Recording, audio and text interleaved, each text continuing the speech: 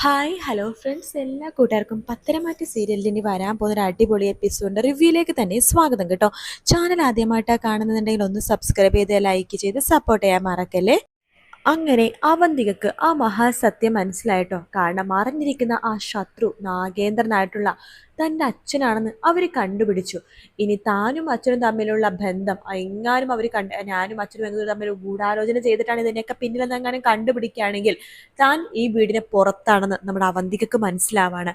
അതുകൊണ്ട് തന്നെ അവന്തിക മനസ്സിൽ വിചാരിക്കുന്നുണ്ട്, അവരെന്തായാലും സത്യം മനസ്സിലാക്കി, ഇനി ഉടനെ തന്നെ ഞാനും അച്ഛനും ഒറ്റക്കെട്ടാന്നുള്ള സത്യം മനസ്സിലാക്കും.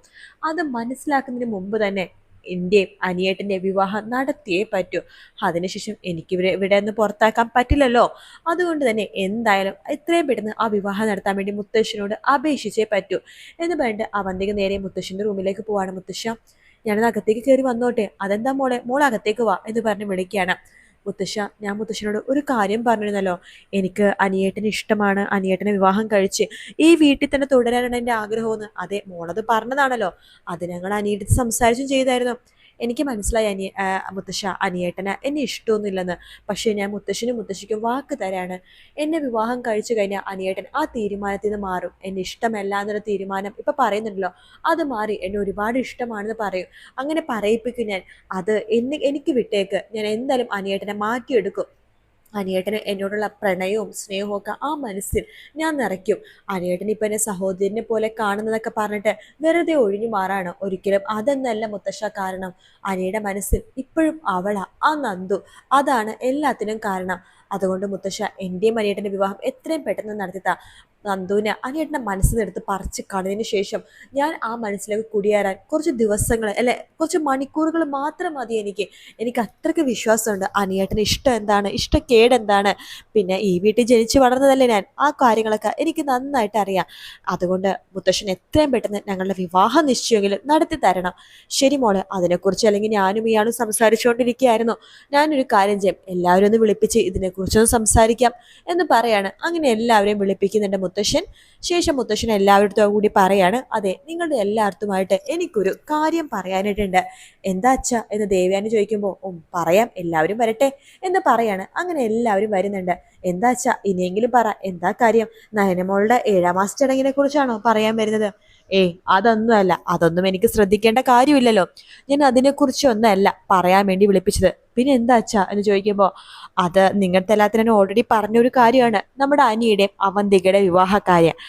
അതിന് ഈ വീട്ടിലെല്ലാവർക്കും പൂർണ്ണ സമ്മതമാണ്, അനിക്ക് മാത്രം സമ്മതമല്ല. പക്ഷേ അവന്തിക മോൾക്ക് നല്ല ഉറപ്പുണ്ട്, വിവാഹം കഴിഞ്ഞ അനീനെ മാറ്റിയെടുക്കാൻ പറ്റുമെന്ന്. അവള് സ്നേഹം കൊണ്ട് അനീനെ മാറ്റുന്നുള്ള കാര്യത്തിൽ എനിക്കും സംശയമൊന്നുമില്ല.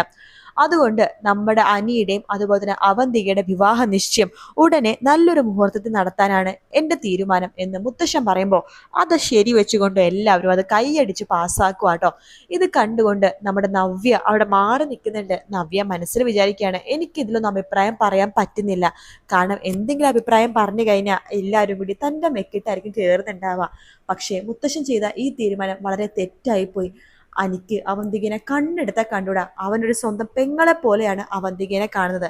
അവന്തികനെ അബിയുടെ പെങ്ങള് മാത്രമല്ല, ആദർശേട്ടനും അതുപോലെ തന്നെ അനിയും എല്ലാം അവന്തികനെ പെങ്ങളെ പോലെ കാണുന്നത്. പിന്നെ അവന്തിക ആദ്യം ആദർശേട്ടനെ വിവാഹം കഴിക്കണമെന്ന് പറഞ്ഞ് നടന്നു, ഇപ്പൊ അനീനെ വിവാഹം കഴിക്കണമെന്ന് പറഞ്ഞ് നടന്നു. അവളുടെ യഥാർത്ഥ ഉദ്ദേശം എന്താന്ന് എനിക്ക് ഏറെക്കുറെ മനസ്സിലാവുന്നുണ്ട്. പാവം അനീന് സപ്പോർട്ടായിട്ട് ആരും ഈ വീട്ടിലില്ല എന്നൊക്കെ മനസ്സിൽ വിഷമത്തോടെ ഇരിക്കുകയാണ് നവ്യ.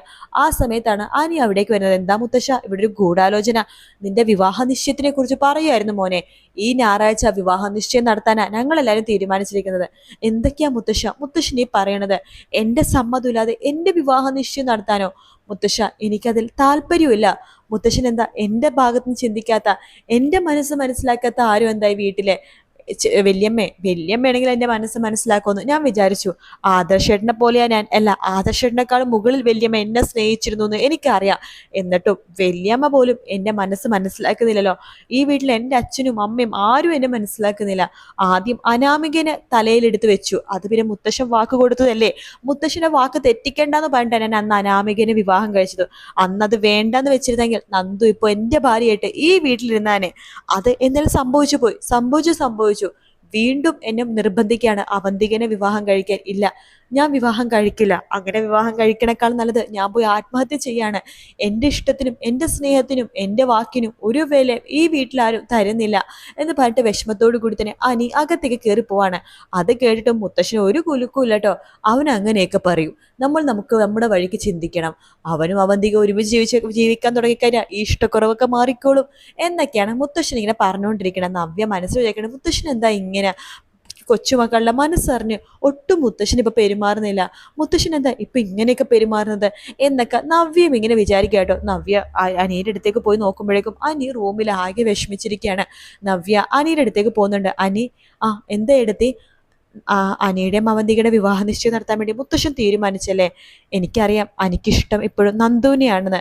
അനി, ഞാൻ നിന്റെ ചേട്ടൻ്റെ കൂടെ നിൽക്കുന്ന ഒരാളായിരിക്കാം, അതെൻ്റെ ഭർത്താവാണ് അബി. അതുകൊണ്ട് ഭർത്താവിൻ്റെ കൂടെ ഞാൻ ഭാര്യ നിൽക്കും. അത് നല്ലതാണെങ്കിലും ചീത്തതാണെങ്കിലും. പക്ഷെ അത് മാറ്റി നിർത്തുകയാണെങ്കിൽ അനി, നിന്നെ ഞാൻ എൻ്റെ സ്വന്തം അനിയനെ പോലെ തന്നെയാണ് കണ്ടത്. എനിക്ക് അനിയന്മാരൊന്നും ഇല്ലല്ലോ, 2 അനിയത്തിമാരാണുള്ളത്. അതുകൊണ്ട് നിന്നെ ഞാൻ എൻ്റെ സ്വന്തം അനിയനായിട്ടാണ് കണ്ടത്. എടുത്തി എന്നെ അങ്ങനെ കാണുന്നുണ്ടെങ്കിൽ പ്ലീസ് എടുത്തി ഈ വിവാഹ നിശ്ചയത്തിൽ നിന്ന് എങ്ങനെയെങ്കിലും എന്നെ ഒന്ന് രക്ഷിക്കണം. ഞാൻ നിന്നെ രക്ഷിക്കാടാ. രക്ഷിക്കാന്ന് മാത്രമല്ല, നീ ഒരപ്പം എൻ്റെ കഴുത്തിൽ താലി കെട്ടുന്നില്ലെങ്കിൽ അത് എൻ്റെ അനിയത്തി നന്ദുവിൻ്റെ കഴുത്തിൽ മാത്രമായിരിക്കും. നിൻ്റെയും നന്ദുവിൻ്റെ വിവാഹം ഞാൻ നടത്തി തരാം.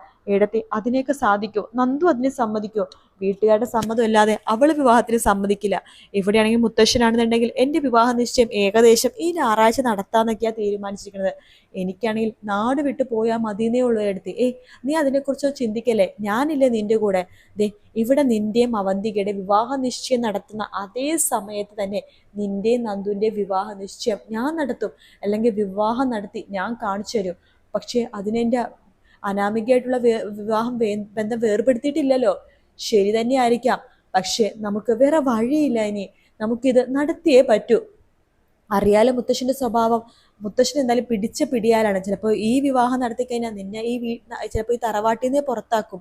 പക്ഷെ എന്തൊക്കെ പുറത്താക്കിയാലും നീയും നന്ദും ഈ തറവാട്ടിൽ നിന്ന് പോകാൻ പാടില്ല. ഈ തറവാട്ടിൽ തന്നെ നിൽക്കണം. അങ്ങനൊരു വാക്ക് നീ എനിക്ക് തരുമെന്നുണ്ടെങ്കിൽ മാത്രമേ നിന്റെ വിവാഹത്തിനും നിന്റെ ഇഷ്ടങ്ങൾക്കും ഞാൻ കൂട്ടു നിൽക്കുള്ളൂ എന്ന് നവ്യ പറയാണ്. എടുത്തിയുടെ കൂടെ ഞാൻ നിൽക്കൂ എടുത്തി. അല്ല എടുത്തി എന്താ എൻ്റെ കൂടെ ഈ കാര്യത്തിൽ നിൽക്കാന്ന് വിചാരിച്ചത്? അത് വേറൊന്നുമല്ല, സ്നേഹിക്കുന്നവർ ഒന്നാവണം, അത്രേ ഞാൻ വിചാരിക്കുന്നുള്ളൂ. അല്ല, നിന്റെ സ്ഥാനത്ത് ആരാണെങ്കിലും ഞാൻ അതേപോലെ തന്നെ തീരുമാനിക്കുള്ളൂ. ശരി എടുത്തെങ്കിലും എൻ്റെ കൂടെ നിന്നല്ലോ. എടുത്തിടത്ത് എത്ര നന്ദി പറഞ്ഞാലും മതിയാവില്ലേ? നീ എൻ്റെ കുഞ്ഞനിയനല്ലേടാ. നന്ദു എൻ്റെ അനിയത്തി. നിങ്ങൾ തമ്മിൽ ഒന്നിക്കണല്ലേ ഈ ലോകത്ത് ഏറ്റവും കൂടുതൽ സന്തോഷിക്കുന്നത് ഞാൻ തന്നെയാണ്. അതുകൊണ്ട് നിങ്ങളുടെ വിവാഹം ഈ ഞാൻ നടത്തി തരും. പക്ഷെ വേറൊരു കാര്യം, നമ്മൾ പ്ലാൻ ചെയ്ത ഈ കാര്യം വേറെ ആരും, നീ ആദർശേട്ടനും അതിൻ്റെ അടുത്ത് പോലും പറയാൻ പാടില്ല. ഇല്ല എടുത്തി, ആരോടും ഞാൻ പറയില്ല. അവരും അവന്തികയായിട്ടുള്ള വിവാഹത്തിന് സമ്മതിച്ചുകൊണ്ടിരിക്കുകയാണല്ലോ, അതുകൊണ്ട് ഞാൻ ആർക്കും പറയില്ല എടുത്തി എന്ന് നമ്മുടെ അനി പറയാണ്. എന്തായാലും അടിപൊളി ഭാഗമാണ് ഇനി വരാൻ പോകുന്നത് കേട്ടോ. വീഡിയോ ഇഷ്ടപ്പെട്ടാൽ ലൈക്ക് ചെയ്യുക, സബ്സ്ക്രൈബ് ചെയ്യുക, കമൻറ്റ് ചെയ്യുക. മറ്റൊരു വീഡിയോ ആയിട്ട് വീണ്ടും കാണാം friends. Take care. Bye bye.